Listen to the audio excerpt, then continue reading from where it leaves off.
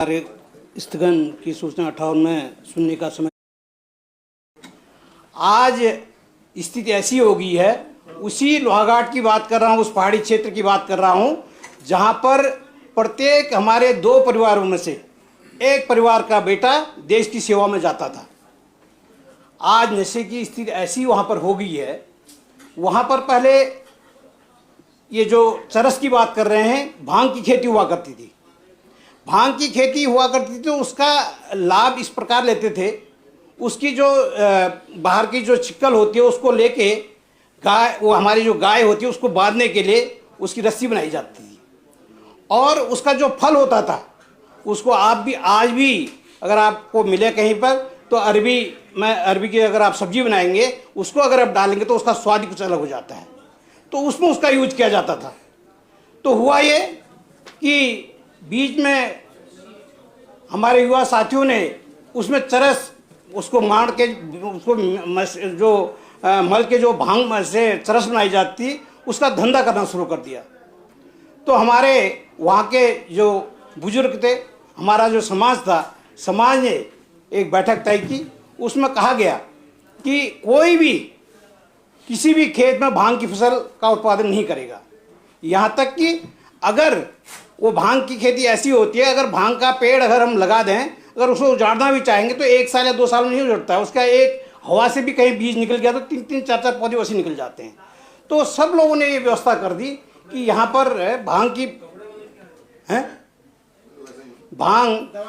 वहाँ भांग का उत्पादन बिल्कुल बंद कर दिया, भांग की खेती नहीं की गई।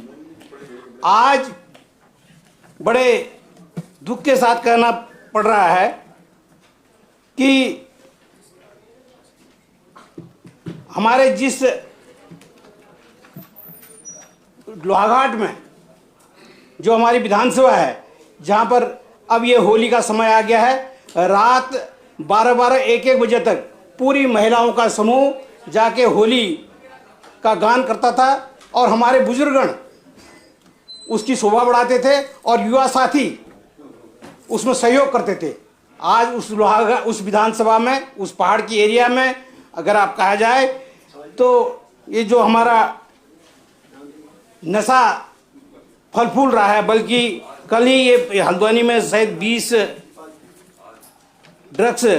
लाख की ड्रग्स इसमें पकड़ी गई हल्द्वानी में, उससे सीधे लोहाघाट की गाड़ी में पकड़ा गया। तो वहाँ इतना फल फूल गया कि मैं आज से 4 दिन पहले की बात बताऊं, एक गाड़ी हमारे लोहाघाट नगर से 10 किलोमीटर आगे एक चलती हुई कार को ठोक देती है। उसके बाद वहाँ पर वो थाने में फ़ोन करते हैं, कोई थाने से उनका फ़ोन रिसीव नहीं करता है। उसके पश्चात वो मुझे वहाँ से संपर्क साधते हैं, तो मैं उनके संपर्क साधने के बाद थाने से 1 किलोमीटर की दूरी में मेरा आवास है। वहाँ से मैं वहाँ पर उस स्पॉट पर चले जाता हूँ जहाँ पर वो घटना घटी होती है। बावजूद उसके पुलिस को 5 बार फ़ोन करने के बाद 1 घंटे के बाद वहाँ पर पुलिस पहुँचती है। 1 घंटे में पहुँचने के बाद भी पुलिस यह कहती है कि मैं थोड़ा सौभाग्यशाली इसलिए वहाँ पर हूँ कि हमारे माननीय मुख्यमंत्री जी का जिला है और उसी 2 ही विधानसभा हैं, तो उनको भी वहाँ की स्थिति से पूरी जानकारी है कि यहाँ की स्थिति क्या है। तो उन्होंने वहाँ पर 2-3 चौकी खोल दी कि यहाँ पर नशे का कारोबार ज़्यादा फल फूल रहा है, तो नशे को कम करने के लिए चौकियाँ खोल दी। अब वो चौकी से हमारा नुकसान क्या हो रहा है, वहाँ पर 2-2 पुलिस वाले तैनात कर रखे हैं। अब वो 2 पुलिस वाले तो वैसे घूमते रहते हैं। अब हमने जब लोहाघाट जो हमारा थाना था वहाँ पर संपर्क किया तो वो कहते हैं ना ये आपके बाराकोट चौकी में आता है, और चौकी के 2 पुलिस वाले कहते हैं हम कहीं पर कोई एक्सीडेंट हुआ है वहाँ पर गए हैं। आप मान लीजिए 1.5 घंटे तक मुझे भी वहाँ रहना पड़ा। बावजूद उसके 1.5 घंटे के बाद पुलिस आती है, तब तक वहाँ पर क्या कांड हो जाता है। एक छोटी सी लड़की, वो जो स्कूल की बसें थी वो भी वहाँ पर रुक गई थी। छोटी सी लड़की, उसके कान में कुंडल था, कुंडल। कोई जो ड्रग्स लेता होगा वो लड़का कहीं से देखा था उस लड़की को, बिटिया को, वो आया उस बेटिया को गोद में लेके गया और कुछ ही 2 लोगों ने सोचा, आम लोगों ने ये सोचा कि ये शायद कोई इसका रिश्तेदार होगा, रिश्तेदार कहीं को ले जा रहा होगा, इसलिए लोगों ने ज़्यादा ध्यान नहीं दिया। मैं भी वहीं था और कुछ ही 5 मिनट के बाद उसकी माँ ने देखा कि मेरा बेटा नहीं है, तो वो चिल्लाने लगी। उसने कहा ये गया। तो जब हम देख रहे थे उसको, तो वो लड़का गायब और उसके कान के कुंडल हट गए और लड़की करीब आधे किलोमीटर वो छोड़ गया। वो जब हमने बात पुलिस से कही, मतलब तब तक 1.5 घंटे तक वहाँ पुलिस नहीं आई। जब वो घटना घट रही है तब पुलिस वहाँ पहुँच रही है। पुलिस से हमने कहा भाई ये ऐसी व्यवस्था यहाँ पर हो रही है और ऐसा यहाँ पर व्यवस्था। अब वो कहते हैं भाई हम पहले रोड खोलें या इसको देखें।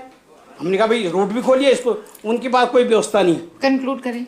तो उसके बाद हमने वो अच्छा ये रहा कि वो जो चोर था उसका फ़ोन गिर गया वहाँ पर। उस फोन के माध्यम से वो चोर पकड़ा गया, वो नशा करने वाला लड़का पकड़ा गया। और मजे की बात मैं आपको बताऊं, आप इसको थोड़ा सा देखिए। एक तो मैं बोलता ही कम हूँ, समय कम, आज तो आपको थोड़ा समय देना ही पड़ेगा, जैसे भी बोल रहा हूँ।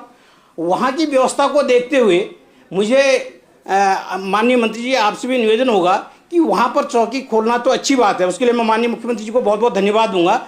वो चौकी खोलने से थोड़ा और दिक्कतें बढ़ गई, या तो उसमें थोड़ा पुलिस बल बढ़ा दिया जाए या फिर उससे कोई फ़ायदा हमें नहीं हो पा रहा है। वहाँ पर नशे का जो कारोबार है, और दूसरी बात, और जो कानून व्यवस्था की बात हम कर रहे हैं, वहाँ पर उसी गांव के लोग, उसी गांव के 2 लोग 1000 गाड़ी पत्थर 1000 गाड़ी पत्थर लेकर वहाँ अपने गांव में बड़ी मशीनों से पूरे खेत को खोदकर पत्थर नीचे अंडरग्राउंड कर देते हैं। और कितनी शिकायतें वहाँ पर आ जाती हैं, वीडियो वहाँ पर आ जाती है। मैंने उसकी सूचना तहसीलदार को दी, वहाँ के एसओ को दी, किसी ने नहीं सुना। वो तो माननीय मुख्यमंत्री जी जो मैंने कहा हमारा मुझे गाड़ी के आगे लेटना पड़ेगा, यहाँ पर ऐसी व्यवस्थाएं हो रही हैं और वो भी आपके इसमें। तब माननीय मुख्यमंत्री जी ने वो संज्ञान लिया, तब जाके वो 1000 गाड़ी पत्थर का ऑक्शन किया गया।